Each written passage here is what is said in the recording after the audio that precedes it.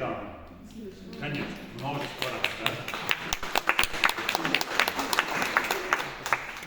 То есть получается, что из обычной гаммы, оказывается, можно сочинять мелодии, из которых не хочется бросить музыкальную школу, а наоборот хочется пойти